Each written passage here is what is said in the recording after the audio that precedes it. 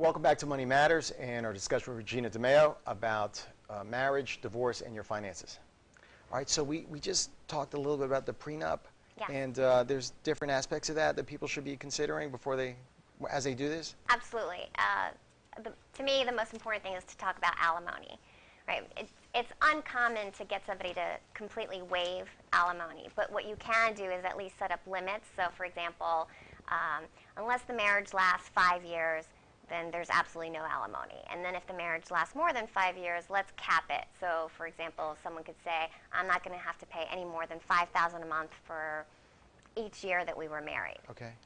I mean, there's no guarantee that the person's going to go, but you have a conversation, and these are my concerns, and what do you think you need, and we just have to talk about it. But to not have any sort of cap and just have to worry about the possibility of indefinite alimony that would go on forever, it's pretty scary. It's really funny you said this because I have this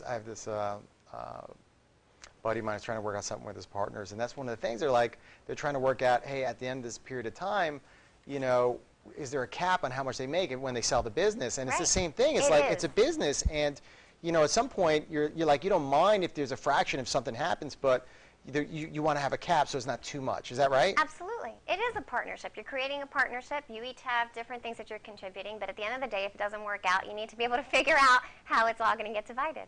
Do you really see that often, that people who are, or I don't want to say dispassionate, but so rational about it? They're so, because there's a lot of emotion with getting married, and it seems like they have to be dispassionate to have these conversations. Do sometimes these discussions blow up in the meetings, or? They do blow up, and the goal is to try and make people focus on with the front part of their brain and make rational decisions as opposed to just working with the emotions. Yeah. How do you limit the alimony? How can you? In a prenup, you would say, for example, I'm not going to pay more than $5,000 for more than 5 years or something like that. But the two lawyers would go back and forth and talk about it, and the parties would definitely have input on that. You just have to work something out that both parties think is fair. It's not that hard. Okay, we'll see. All right, so if someone is considering divorce, right? Let's go to Plan B. Okay, and they're at Plan B now. What should they do? What's that step there? I would say the very first thing they should do is consult an attorney. It's just a 1-hour consultation. It's not going to cost that much money. I mean, someone right out of law school is probably charging $200 an hour. Someone who's been doing this for 40 years is probably at $500 an hour. So anywhere within that range, just find somebody that can give you the lay of the land, go through your options, your legal options, and figure out what the best strategy is. And hopefully the best strategy is you decide, I really don't want to walk down that dark path. I'm going to go to a marriage counselor. That would be the best outcome. Okay, so what are the financial considerations they should be looking at when they're considering divorce? Well, the method you choose is definitely one of the most important decisions you can make. So you can go to a mediator.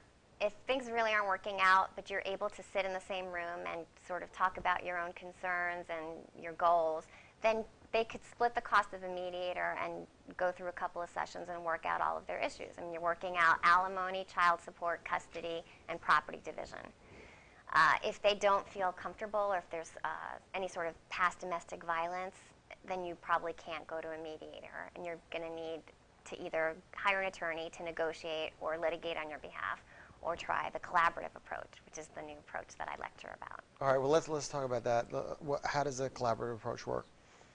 Well, it sounds good. I like to collaborate, so that sounds like the way to go. Yeah, I love it. It's not for everybody, but basically the parties would sign a contract with their attorneys saying that they're not going to go to court. That's the number one element about a collaborative divorce. So the two attorneys and the two clients sit down in a room and try and work through all the issues related to a divorce in a non-confrontational setting, and you're not worried about the threat of somebody going to court. There's a 30-day cooling off period, and if they can't work out their differences, they have to start all over with all new professionals. Okay, because that's kind of tricky. I would imagine that once people get into lawyers, it can become very adversarial.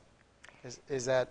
Not in collaborative. Not in collaborative, but if they don't do the collaborative, if they go the alternate route, then it can become.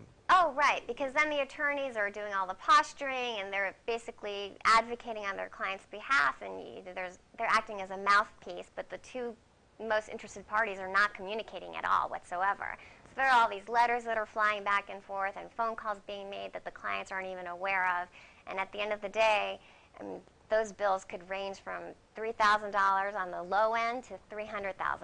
Yeah, I'm sure you've seen it all. How long has a collaborative approach been around?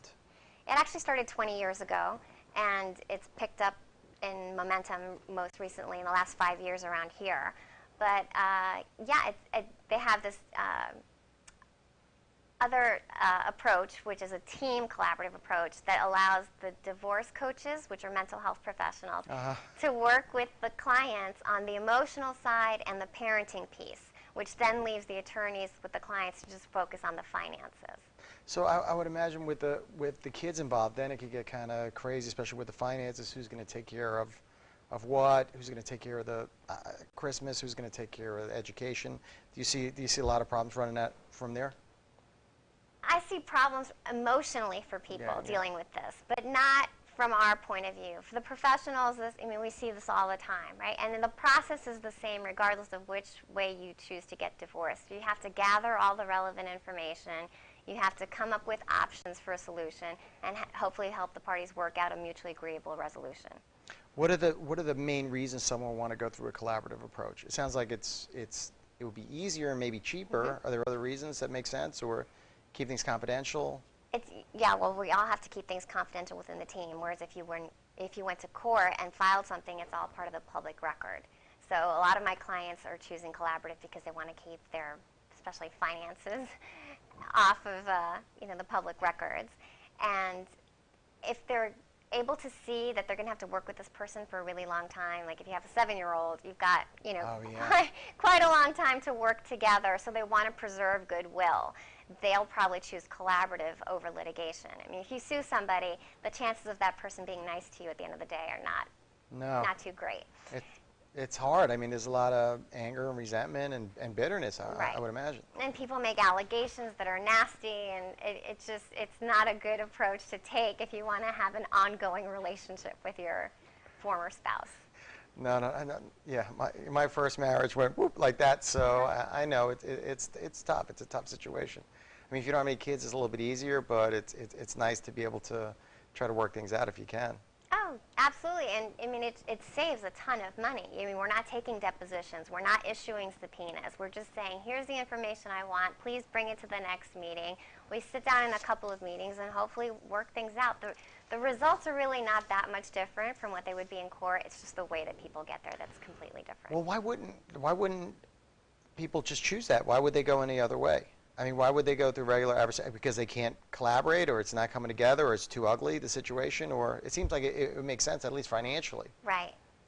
First of all, you'd have to get both attorneys to be trained collaboratively and be willing to do this, and not all attorneys are trained collaboratively, so sometimes people don't even know that that's an option. It's a big problem. Okay, so it's not necessarily, well, that's interesting. So it's not necessarily so the lawyers, it might be more interesting for them to not do it from a collaborative standpoint. Is that what you're trying to say in a nice way? In a nice way, yes. I mean, we would make more money litigating than we would collaborating. Absolutely. Okay, so that might be an issue there. Is there any controversy about doing this collaborative divorce? Is there an ethics situation, or because shouldn't you be the advocate for the client? Right. Where's your advocacy stance, I guess is the question. I think it's very hard for people that have been doing this for a really long time to view advocacy differently in collaborative. So in collaborative, I am not there as somebody's mouthpiece. I'm not advocating my client's position. I'm there to try and help the family as a whole. So I'm looking at the whole, it's more of a systems approach to the whole problem. And you're mediating. More like a mediator, absolutely. So are there two attorneys on each side here, or this is just the one? There are two attorneys. Okay. No, but we're both. You're working together. We're working together as opposed to against each other. But you're not at the same firm. You're at different firms. You have to be different firms. Okay, I got you. Right. Okay, very good. But if it falls apart, then they have to start all over again with all new professionals, and that's where the ethics controversy comes into play. Some attorneys think that how can you possibly abandon your client? To me, the answer to that question is that you've told them ahead of time, this is a huge risk. If you're unable to reach an agreement, you will have to get all new counsel. So if you get that knowing consent, the same way a doctor has to get knowing consent before proceeding with treatment, I think you've met your obligation. Very interesting. Okay. Can you hold right there? Yeah. And we will be right back after this break. Please stay tuned. Welcome back to Money Matters and our discussion with Regina DeMeo about marriage, divorce, and your finances.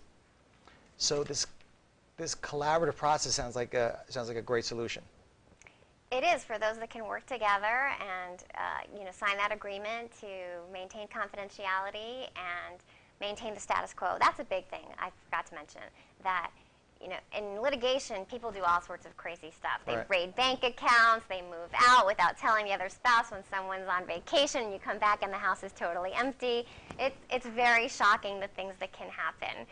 So in collaborative, we sign a contract saying that no one's going to change anything without first having a conversation. So keep the status quo. Keep the status quo. It's key. What is a disqualification provision? I know you mentioned that. The disqualification is that the professionals involved cannot continue with the case if the case falls out of collaborative.